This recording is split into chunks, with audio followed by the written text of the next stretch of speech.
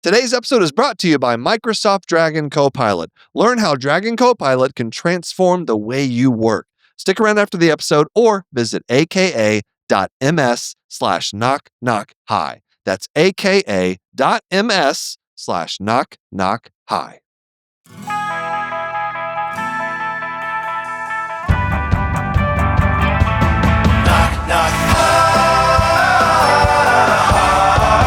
Knock, knock. Hi. Hello, everybody. Welcome to Knock Knock Hi with the Glauc and Fleckens. I am Will Flannery, also known as Dr. Glauc and Flecken. I am Kristen Flannery, also known as Lady Glauc and Flecken. Welcome to an episode of Glauc Talk, where the Glaucs talk. Should we start with probably the worst decision any healthcare professional has ever made on? But that's saying a lot. Let me think about this. Could there be any other worse? It's definitely we'll brainstorm after we talk about it. But oh man, so this by the time this comes out, this episode, it'll be old news, probably a little bit old news, but it speaks to a larger issue and of healthcare professionals on social media. But this group of healthcare workers at a clinic in Santa Barbara who decided it was a good idea to take pictures of the paper. Yeah, when you sit on the exam table, the paper of patients after they had a pelvic exam, and there's like fluid stain on the paper, a wet spot on the paper. And that they like they were posing with this. Not the patient had left, right? And then they posed with the paper. Yep. As a joke, as a something, and like there were like 6 of them that did this. Yeah. Like it's awful. The one of the worst things I've seen someone decide to do. Like why? What in what world? What was going in their minds? Yeah. And just like anybody else, like I try to give people grace when I can. You know, I don't know where you find any in this. Because I've made mistakes on social media. Yeah. But never something like that. Right. Not even close. And so I think even our 13-year-old would know that would be a bad idea. Oh my God. And so I saw this and my immediate reaction was, oh, well, none of them should ever be in a healthcare environment ever again. Yeah. Like bottom line, like that day, the minute that went out, that was discovered, like immediately, never. I don't care if they're a nurse, a physician. I don't know what their roles were. None of them should ever see patients again. Yeah, that is really awful. Like it's such a sensitive thing, right? The patient and healthcare professional relationship or dynamic, like. Even I saw that and I was like, well, I never want to go to the gynecologist ever again. Yeah, like, I mean, if that's what happens after you leave, right? You know, and I know that it's just 99.9% of the time that is not what happens. But like, not everyone knows that. The general public, it just does more harm. There's zero good to be found and a lot of harm in doing something like that. And they did end up getting fired.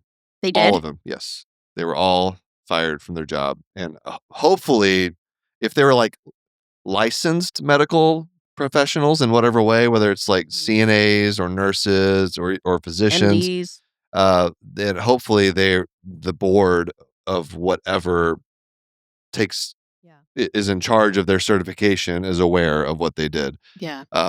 It's just unconscionable. And and this is why the undermining trust aspect of it is something that I've been really, whenever I go and speak, especially over the past year, I've been harping on that big time, because right now we got everybody outside of the medical field. I'm talking mostly for physicians, because that's who is usually being targeted in this way, is trying to undermine the public's trust in what we do. Right. So right now it's coming from obviously RFK. So before it was just people on the fringes, now it's the highest levels of government, are like, Right. look at these greedy physicians and how terrible they are, And not and only the they're highest pushing levels of vaccines, government, all this. the highest levels of healthcare. Right, and that we're not getting to the root cause of disease. We don't care about nutrition and exercise, which is garbage. And so we're getting it from that side, and then get it, Milo, get that scratch. He's like right in the middle of the frame in the background, going to town on his neck, scratching himself. Um, so not only are we getting it there from that side, but also like the health insurance side too. Mhm.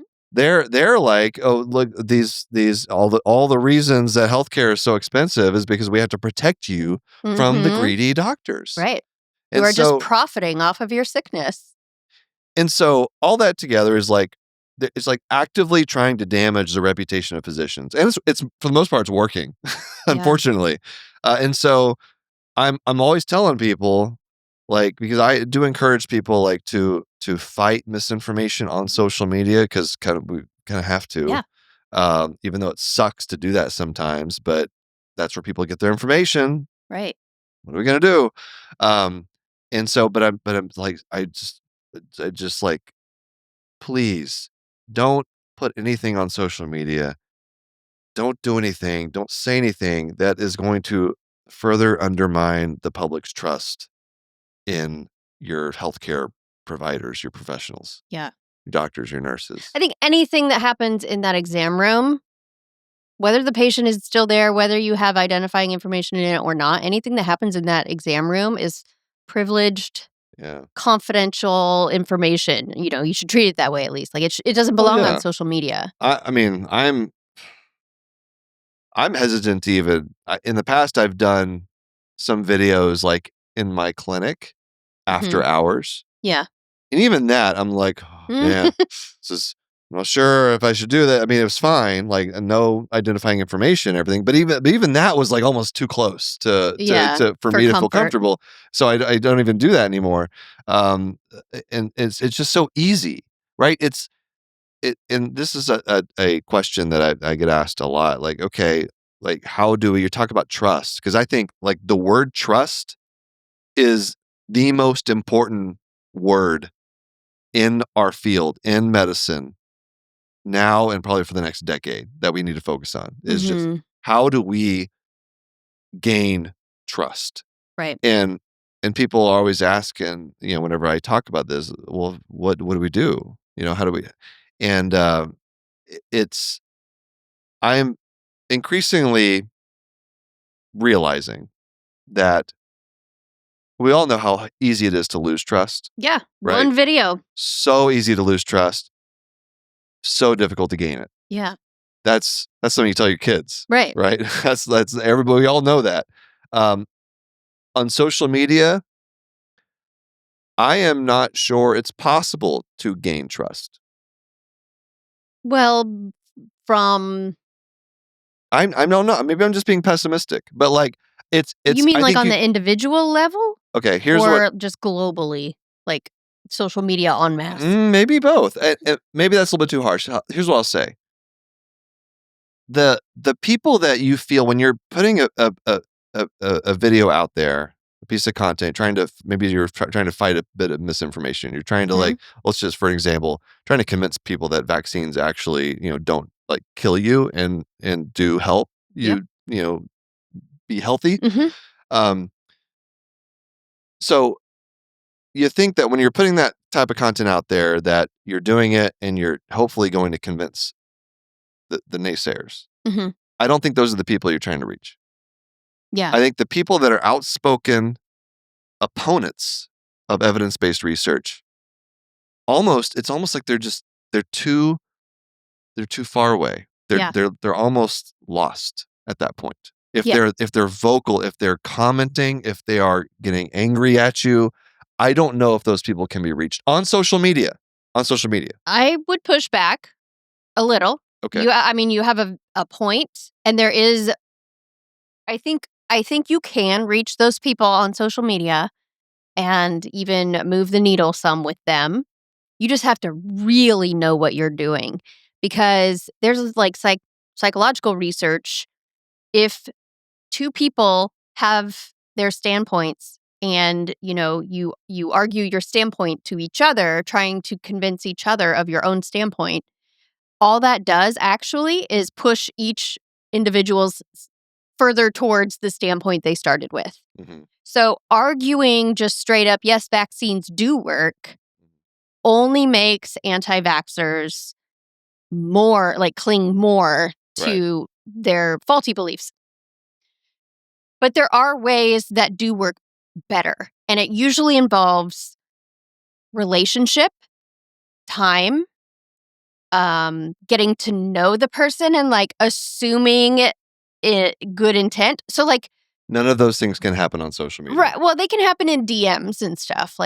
If you were to really ultimate, set about trying to do it but yes, that is what it would take. Right. So it's not gonna happen frequently for sure. And that's so. I think that's where medical professionals do have an advantage, is because we do have the face-to-face. We have a pathway for having those. If you get them in there. Yeah, I mean, well, we see it. Social media is one thing, Mm-hmm. but then you have the people that come to see you in clinic, and if they do express that point of view, mm-hmm. then you can start to try to uncover and to build that relationship. But when it comes, although your appointments are only 10 minutes, so I don't know how you're going to do it there either. True, exactly. That's why it's so challenging, and some people are really good about it and realize, okay, well, maybe some other patients aren't going to have to use all the time. I'll have a little bit more time. I'll just spend it here because it's important. Mm-hmm. I don't begrudge anybody that just says, I can't do this, and just can't take the time to do that. Right. But I think I think you're absolutely right. That's what it takes. I think when but going back to social media, I think when you're posting this stuff, fighting misinformation, you're reaching the silent majority. That's what you're trying to do. And it's hard to wrap your head around that, right? Because for every angry asshole, there's hundreds of thousands of just your lurkers, your people that are just consuming content. Yeah. They're not posting, they're not doing, they don't want to comment. They are just that might consumers. be a little bit on the fence, right? They're not sure what to believe. Right. And that's the person you're trying to reach, and that you can reach on social media. Right. And it feels like you are screaming into the void and only getting those, very loud fringe voices, because those are the ones that do comment for the most part, is people that are they feel strongly enough about an issue to actually take the time to comment. But like you said, it's hardly proportionally, there's a very small percentage of actual people that are doing that. You know what doesn't help? Posting videos mocking of your patient's bodily fluids. Also, that doesn't help. You know what else? In a pelvic exam, they use fluid. Oh yeah. Oh, I bet it's gel. It's the gel. Yeah. Exactly. Yeah, that's not. So it's every single piece of this was just nonsense. It's awful. Well, I'm glad they got the repercussions they deserve and getting fired. Absolutely. There's ever a fireable offense, that was one of them. All right, let's take a break and we'll come back, and I've got something to brag about to you. Ooh. Hey, Kristen. Yeah. I know that you love when I talk about the cute little mites. Mm-hmm. Yeah, but I thought we could take a break from that. Is that okay with you? That's fine. Yeah, because I'd like to focus on the eyelid symptoms and disease that an overgrowth of Demodex causes. Okay, I like that idea. No mite talk. So Demodex blepharitis, it often gets misdiagnosed or just missed entirely because a lot of symptoms overlap with other eye conditions.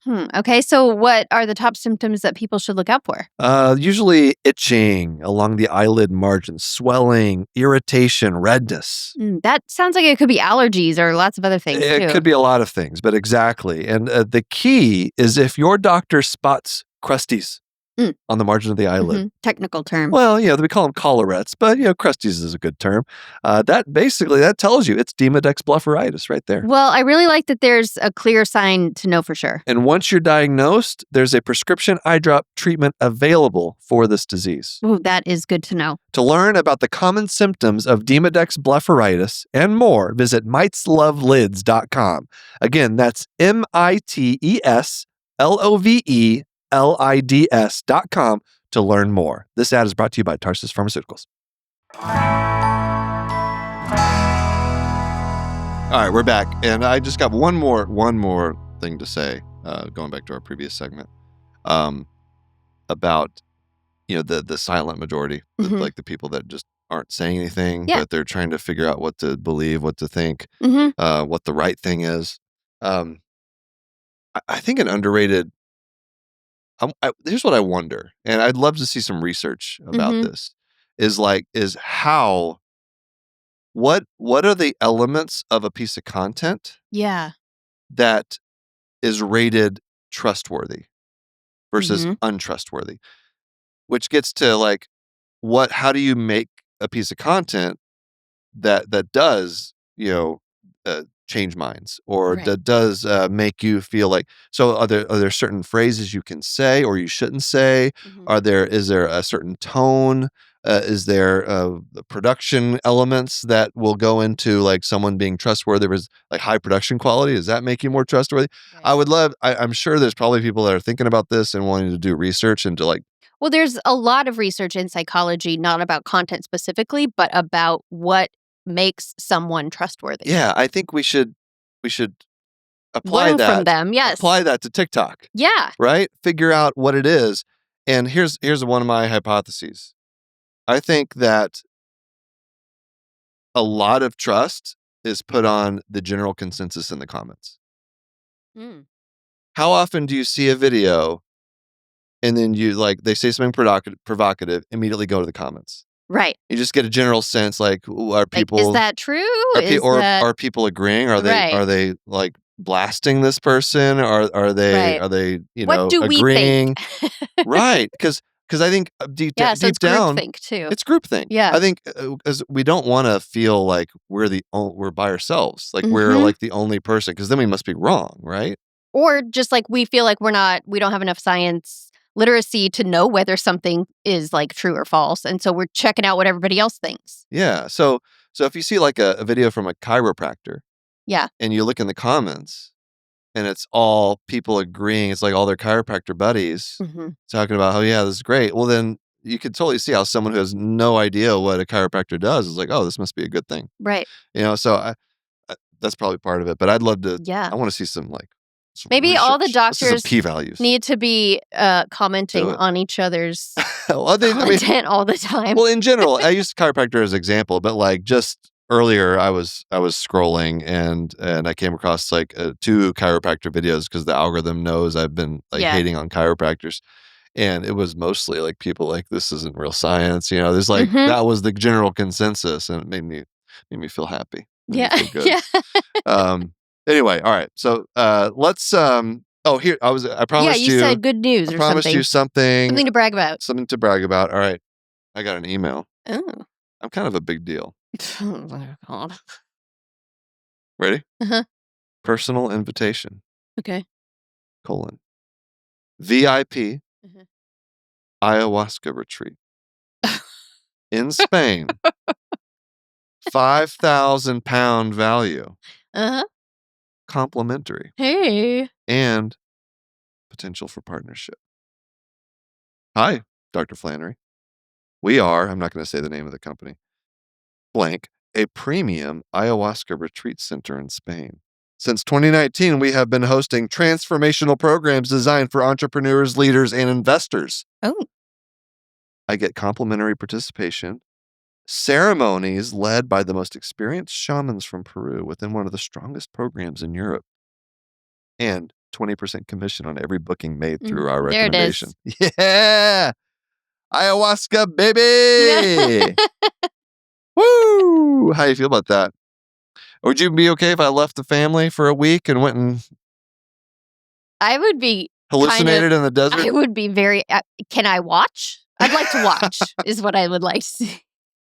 You guys, how about a live podcast from a whole ayahuasca?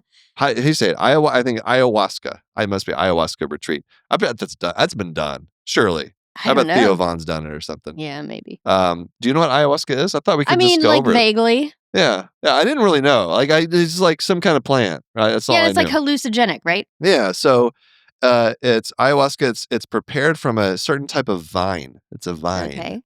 And the vine contains this chemical called dimethyltryptamine. So it's historically used by indigenous cultures, Right. typically in South America. I think that's where it's a native plant in South America. And all this I'm telling you is coming from Wikipedia, so Yeah. I'm not an expert in this. I literally just was like looking this The up height of internet research. because I got this very generous email offer. Mm. And by the way, it might not be the first ayahuasca retreat I've been invited to. And it probably won't be the last. After people Or maybe get it will after this episode. I don't know. Could go either way. People might be like, "Oh, he's kind of interested." I can already see the thumbnail that's going to happen for this episode. So yes, widespread among indigenous groups, but the precise origin is unknown. It's internationally DMT. So I guess the way it's like something you drink. Okay. So DMT is a short-acting substance. Yeah, so it's a hallucinogen. Yeah, That's known for a relatively short duration of action whenever you smoke it, like Okay. inhale it. Sure. What about So when you drink it'll last like 15 minutes Uh-huh. inhaled, but when you drink it, it can be like 2 or 3 hours. Okay. So you go on these ayahuasca trips. Yeah. Actually, this one that I was invited to, I did look at the website. Quite an itinerary. Oh. Quite an itinerary. Yeah. You get like 4 or 5 ayahuasca experiences along with Wow. some cave exploring. So, yeah. It's I think the last place I'd like to go on while tripping on ayahuasca. Yeah, would be a cave. All right. So here's some more information about DMT. Okay. So it's, as we mentioned, rapid onset, intense effects. It can be inhaled or injected. Ooh. That sounds scary. Can last a few hours and orally ingested along with an MAOI. Do you know what that is? Yeah. Monoamine oxidase inhibitor. Those are used like as antidepressants, right? Mm-hmm. It's like the old school antidepressants. Yeah. That's like one of the first antidepressants that was available, but it kind of went out of favor because it's got a pretty hefty side effect profile. Mhm. It can cause like life-threatening hypertension. Oh boy. And it's got a lot of interactions with foods, with other medications. So this is shaping up to be a great idea. So they orally ingest, I guess it's like a MAOI DMT mixture. That's what it sounds like. Okay. And along with they can add other things to it to make it more or less potent. And it's a brew, so you drink it. Yeah, it's like a tea almost. Like a tea kind of thing. And people like it. And of course, like this is like it was a cultural thing for a long time before white people co-opted it. Right. So, yeah. As like a spiritual. Yeah. And now businessmen go and Aaron Rodgers and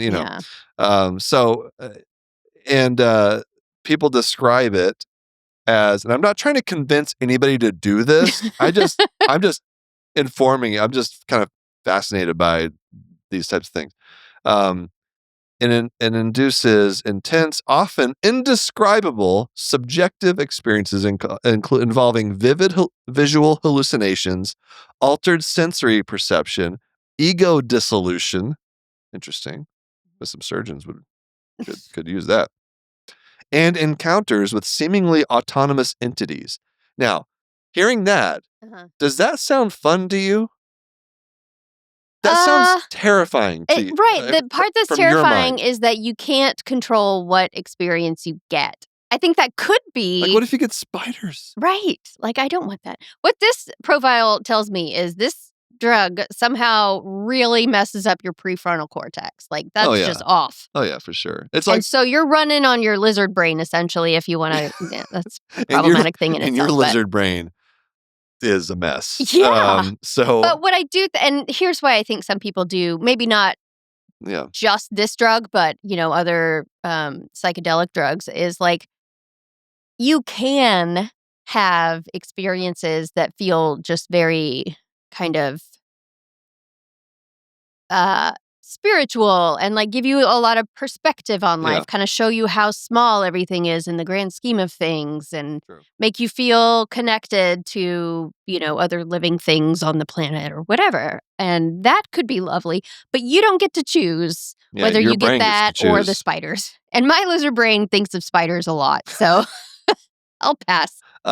DMT, this chemical, is generally considered non-addictive with low dependence and no tolerance buildup. I don't know if any of this is true. I'm just reading it off of Wikipedia. But it may also cause acute psychological distress or cardiovascular effects. If you're like a type B personality, Yeah, maybe this would be all right. but then do you even need it? Like, Well, is yeah, it? because you still have a prefrontal cortex that's functioning every day. Okay, yeah, I guess so. Yeah, Anyway, I would love to hear from people who have used this stuff and kind of what the experience was like. I don't know. Are you considering going? Is that No, the thing? I'm definitely not going to do this. I'm definitely not going to do this. Although it's a very thoughtful invitation that I'm sure was sent out to hundreds of people with even a small social media following. I just thought you'd be impressed that I got invited to something like this. VIP experience, ayahuasca VIP. All right. What do you think? You said it'd be terrifying for my brain. What do you think? Oh, for my brain? Yeah. I'd be all right. I don't know about that. I'm like a steel trap up here. No, you're not. I've got everything under control. See, it would unleash what you do is you just like suppress everything to the point like so much pressure on that piece of coal that it's turned into a diamond by That's now. right. I'm And beautiful. so what that would do is just unleash all the inhibition. It would release all of that. And all your feelings would just come out about your entire life up to this point. I think you'd be a sobbing mess. Maybe we do need a live ayahuasca experience. I did learn though where it's legal in different places. So it's like across internationally, there's like a lot Spain, of variation. apparently. So so in the U.S. They went back and forth on this. Like outlawed it, and then they brought it back, and so now it's like only you have to have a religious exemption. So because of the historical uses of it, right? Yeah. Otherwise, it is outlawed. A lot of countries like Canada, UK, Australia, they've outlawed. A lot of European countries outlawed it. But a lot of like Spain, I think you can't sell it, but you can like have a commercial, I guess, a retreat, right? Something like this. You can use it in Mexico. Obviously, it's more common in like South America because that's where it started. So anyway, I don't know. There you go. Interesting. Ayahuasca. I like saying it. I like saying ayahuasca. A polysubstance indigenous drink. That's what it's described as. Oy. Okay. Should we do a topic? All right. You do a random topic? Oh, first aid? Yeah. All right. I think people like it. Okay. People like the random knowledge. So just in case you're hearing this for the first time, this type of segment here, I have a series of videos where I just use a random number generator to select a page in First Aid, USMLE, Step 1, the book that has everything physicians need to know to pass their licensing exam. Would you say it's fair to call that the med school Bible? Yeah. I honestly, I think I did ask a group of med students, and they do still use First Aid. Yeah. But I think it's less vital Okay. of a resource than it used to be. Right, because they changed how the They step have exams. Anki, there's these flashcards, which to that group I said Anki, and they all laughed at me. Rightly They so. all laughed at me. I felt 2 inches tall because I mispronounced Anki. How is that as spelled? Anki. Anki. Anki. Oh, okay. That's right. It's like all the rage. I guess it's a great way to learn. I've never used it, but it's just a flashcard. So that wasn't around when you were in med school. No. Okay. No. All my resources other than USMLE World were physical. Right. I still used books, except for the question bank. All right, you know what? Let's go ahead and we'll take one more break, and we'll come back and we'll do our topic. All right, I want you to pick a number between 32 and 706. 7:05. I don't know if that might. Sometimes I get a random, like a page that's not even. It has nothing. Oh, okay. All right. You keep getting okay. Look, I think it's just that That's it's fine. been a No, long this time is fine. since med school for you. I think they will all be hard. Here we go. No, this is fine. This can relate somewhat to ophthalmology. Oh, okay. You have selected H1 blockers. Okay, tell me about H1 blockers, starting with what the heck they are. They're antihistamines. Oh. You have chosen antihistamines, reversible inhibitors. Reversible So inhibitors. wait, H1, does that mean histamine? Like, is that Yep. the H1? how you denote it? I think there's different types of histamine receptors, and so this one is acting on the most common, Okay. which is H1. Second question, is this the same H1 as in H1N1, or are those different? What? I think, wouldn't H1N1 refer to like Like a virus, yeah, something like about the virus? more maybe that's referring to receptors, but I don't know. Honestly don't know. H1N1. Oh, what is that? I should know that. I don't know exactly. We're going to have to look that up. Maybe our producers can tell us what H1N1 refers to while I talk about H1 blockers. Okay. So, reversible inhibition. That means like it reverses it, but then the chemical can go away and Then it goes back to inhibiting. then it goes back to not inhibiting. Ugh, you already lost me. Okay, I'll just double negative. Okay, so you have your histamine receptor. Okay. All right. Mhm. So if something activates the receptor, binds to that receptor, then you got histamine everywhere. Yeah. So mast cells, that's the cell that releases histamine. So you have an allergen, something that activates that receptor, boom. Yep. You're sneezing, coughing, hives, all that stuff. So a reversible inhibitor is something that binds to that receptor instead of the allergen. You sure? All right. But it can fall off and the chemical can still, the cell can still produce histamine. So it can, as opposed to like a permanent, I think that's what a reversible inhibitor is. Inverse agonist. Yeah. So it can either inhibit it or not inhibit it. So it's like a light switch. Something like that. Sure. I don't know. You don't actually know what this is. I vaguely know what I'm talking about. Now we're this is like getting into a little bit. I'd have to look this like biochem. This is like straight up biochem stuff. Isn't that basically what your undergrad degree was? No, I was cell and molecular biology. Okay, very but that's different not than biochemistry. No, very different. I did take biochemistry, but yeah, that is not. There's a biochemistry degree. I did not have a biochemistry degree. All right, so first generation. There's different generations of H1 blockers. Okay. Have you taken an antihistamine? Yes. What'd you take? Oh, I don't know the Latin doctory names, but I take Claritin sometimes. I've had a Benadryl or two in my time. Diphenhydramine, first generation. All right. One of the big ones. Okay. Absolutely. And we have some answers here. H1N1 vaccine is a vaccination that protects against influenza A, which caused it. That doesn't help. Oh, here we go. Oh, no. Yeah. They just told us what the H1N1 vaccine. I want to know what H1 and N1, like, why is it called that? What do they mean? I think it's just the strain. It's got to describe the virus molecule itself. Yeah, I think that's right. Yeah, I used to know the answer to this, and I think it's something to do with that. It does, yeah. There's some part of that molecule. All right, so a reversible inhibitor is a molecule that temporarily reduces or blocks the activity of an enzyme through non-covalent interactions. That's why it can fall off. That can be easily separated from the enzyme, allowing it to regain its normal function. That's what I said. Basically, that's what I said. I just wasn't as eloquent as Wikipedia here. So, I love this. Our producers We're getting updates in real time here. We are. All right, so we got first generation diphenhydramine. All right, that's your Benadryl. That's your, I'm going to take this and fall asleep in the plane kind of thing. Yep. Put your kid out. No, we're not advocating for that, just for the record. I mean, if they need it. If they need it and it is appropriate. Clinical, and their doctor says it's okay.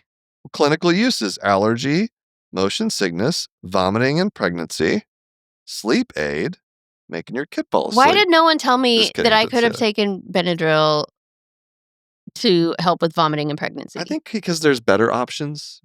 I think they did give me, they told me to Zofran- take Unisom, is what they told really? me. Yeah. Okay. I don't know why. Well, yeah. I'm not familiar with that as a pregnancy medication.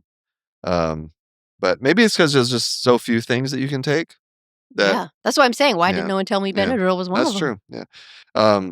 All right. Then you have other second generation ones these are more specific for just allergy.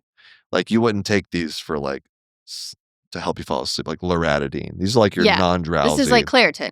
Exactly. Yeah. Yeah. Yeah. Things that you can use that won't just ruin your day because you're Right. loopy and have to sleep. So it's far less sedating than the first generation because you know why? Why it doesn't sedate you as much? Well, you didn't tell me why the first generation does, so I can't just choose. Well, think about it. Like why? So if the first generation makes you sleepy, Mhm. what do you think about the second generation? I'm like attending. Isn't a stimulant? My first They're year not med student. stimulants. They don't make me wired.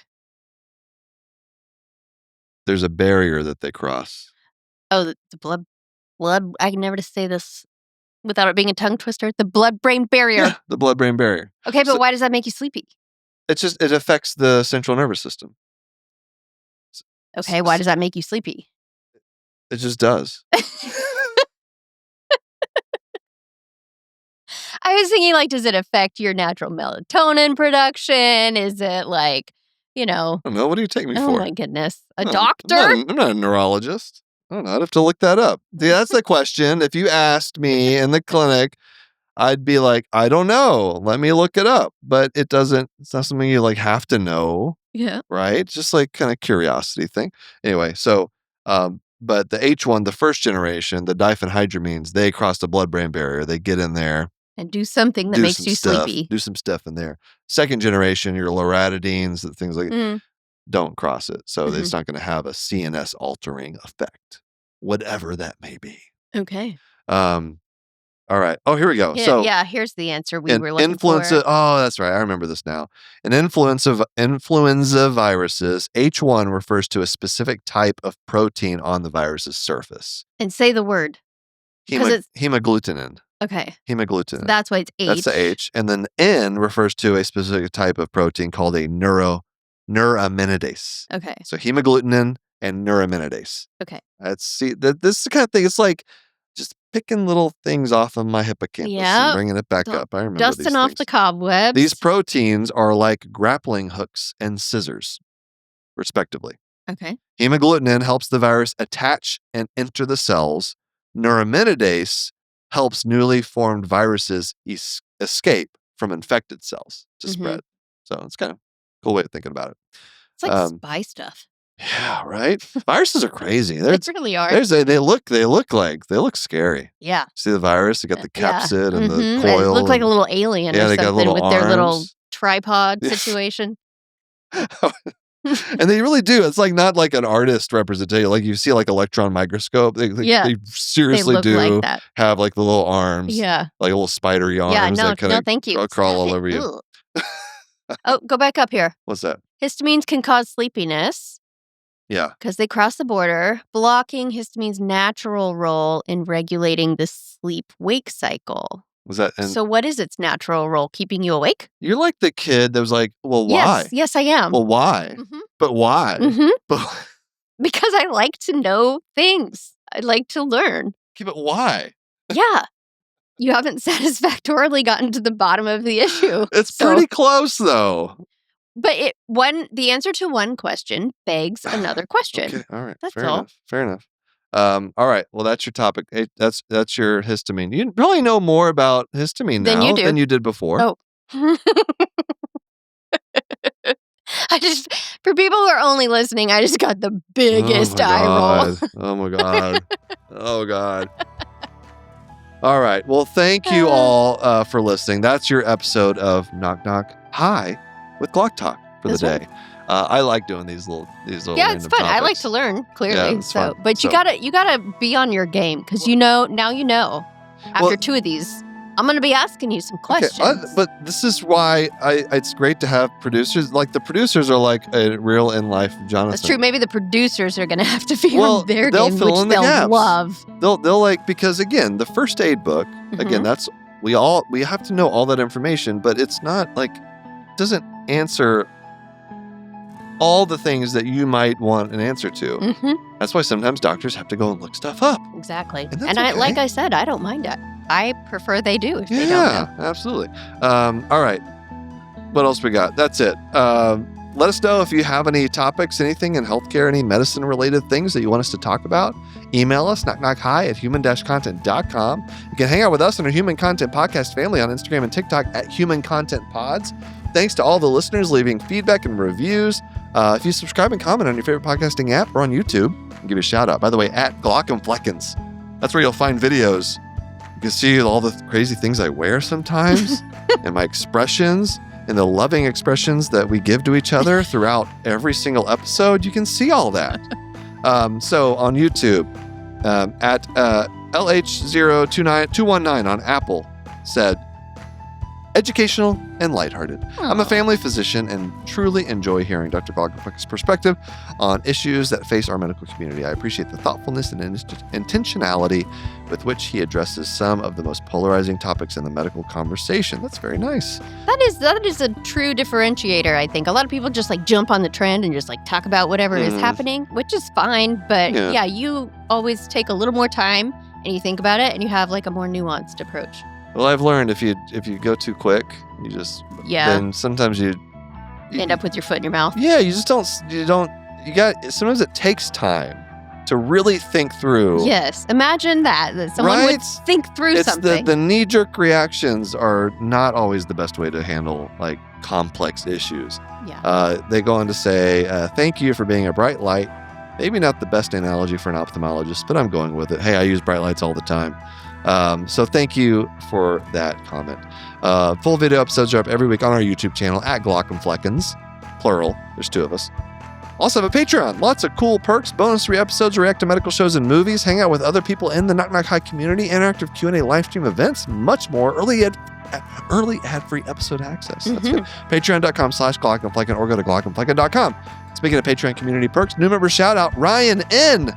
Ryan, thank you for joining. Woohoo! Shout out to the Jonathans as usual. Patrick with CSC, Edward K, Marion W, Mr. Granddaddy, Caitlin C, Brianna L, MP Cole, Mary H, Keith G, Parker, Muhammad L, David H, Kaylee A, Gabe, Gary M, Eric B, Marlene S, Scott M, Kelsey M, Dr. Hoover, Sean M, Ryan N, Hawkeye MD, Bubbly Salt, and Shawnity. Patreon and roulette time. Random shout out to someone on the emergency medicine tier. Shout out to Heather B for being a patron. And thank you all for listening. We're your hosts, Willie Christopher Lane, also known as the Glauc and Fleckens. Thanks to our executive producers, Aaron Corney, Rob Goldman, and Shanti Brook. Oh, also Willie Christopher Lane. Our editor and engineer, Jason Portizo. Our music is by Omer Bensvi. Learn about Knock Knock Hi's program disclaimer and ethics policies, submission verification and licensing terms, and those HIPAA release terms. Go to glaucandflecken.com or reach out to us, knockknocki@human-content.com with questions, concerns, or fun medical puns. Not enough concern. Bring your concerns to us. We're empathetic people. Right. Knock Knock Hi is a human content production.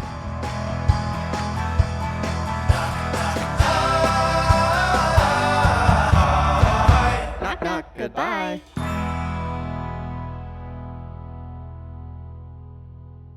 Hey, Kristen. Yeah. You know one thing I just can't stop thinking about and talking about? What?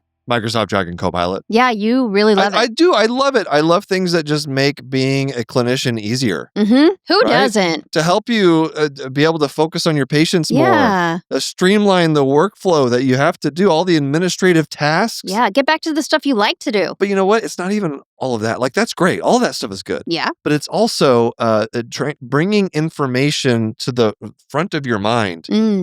Being able to, what's called surfacing information. Yes. Really. So right. it's you want to know. All that stuff that's rusty back there. Yeah. You want to know medication interactions. If 2 medications interact with each other before you order one.